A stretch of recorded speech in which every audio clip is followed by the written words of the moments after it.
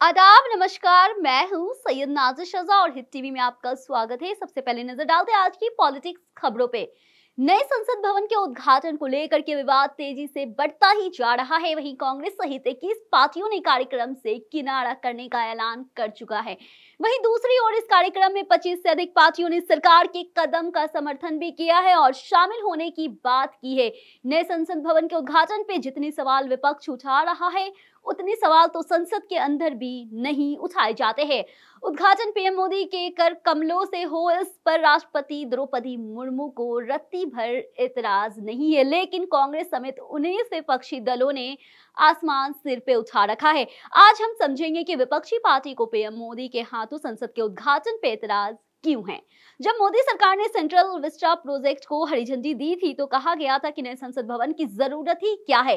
फिर पीएम मोदी ने नए संसद भवन को भूमि पूजन किया तो कहा गया था कि राष्ट्र रामनाथ कोविंद को क्यों नहीं बुलाया गया। फिर नई संसद के उद्घाटन के लिए 28 मई का दिन चुना गया तो पूछे जाने लगे कि इसके लिए सावरकर जयंती का दिन ही क्यों नहीं चुना गया। और अब ये पता चला है कि नए संसद का उद्घाटन भी पीएम मोदी करेंगे। तो यूं पूछा जा रहा है कि प्रधानमंत्री नए संसद भवन का उद्घाटन कैसे कर सकते हैं। देखिए आज की इस खास रिपोर्ट में।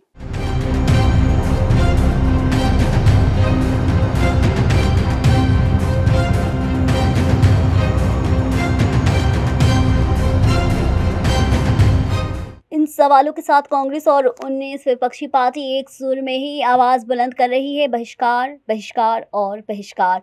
विपक्ष का तर्क है कि राष्ट्रपति द्रौपदी मुर्मू से नई संसद का उद्घाटन करवाया जाए क्योंकि वो संविधान का गार्जियन यानी संरक्षण है। इस पे सरकार का कहना है कि इंदिरा गांधी ने संसद की एनेक्सी और राजीव गांधी ने लाइब्रेरी का उद्घाटन किया था, तो सबसे पहले इसके तर्क का रियलिटी चेक कर लेते हैं।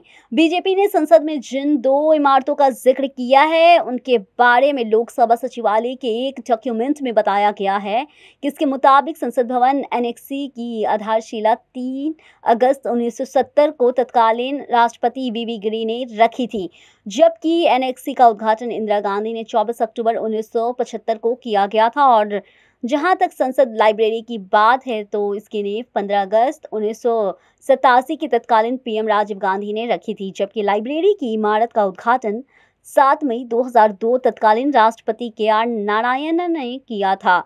अब ये दो बात गौर करने वाली है। पहली तो ये है कि जब संसद भवन एनेक्सी का उद्घाटन इंदिरा गांधी ने किया था तब देश में इमरजेंसी लागू थी। दूसरी ये कि संसद लाइब्रेरी की नींव राजीव गांधी ने रखी थी, उद्घाटन राष्ट्रपति ने ही किया था।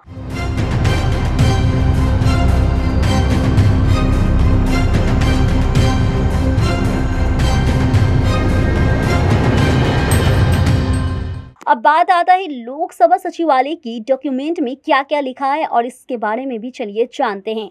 लोकसभा सचिवालय की डॉक्यूमेंट में ये भी लिखा है कि संसद भवन एनेक्सी और संसद की लाइब्रेरी संसद भवन का एक हिस्सा मात्र है।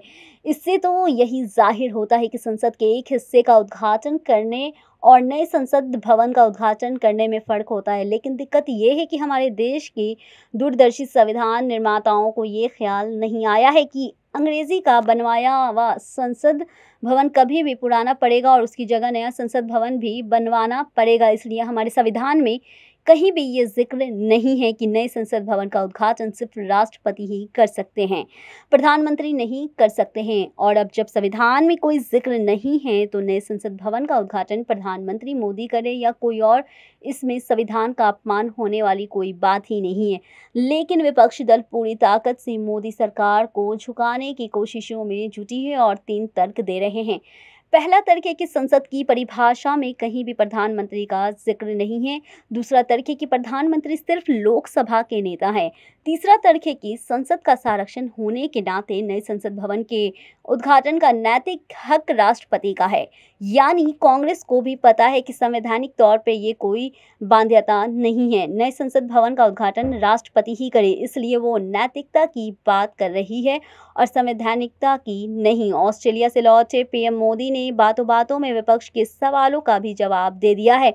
लेकिन बात सिर्फ राजनीति और संविधान की नहीं है। आम जनता को यही पता है कि न कि राष्ट्रपति ही संसद का संरक्षण होता है, देश का प्रमुख होता है। फिर लोकतंत्र की पहचान, नई संसद का उद्घाटन राष्ट्रपति से क्यों नहीं करवाया जा रहा है? ये सवाल विपक्ष दल से पूछ रहे हैं और सरकार इस सवाल का सीधा जवाब देने से बच रही है। इस सवाल पे सिर्फ राजनीति हो रही है।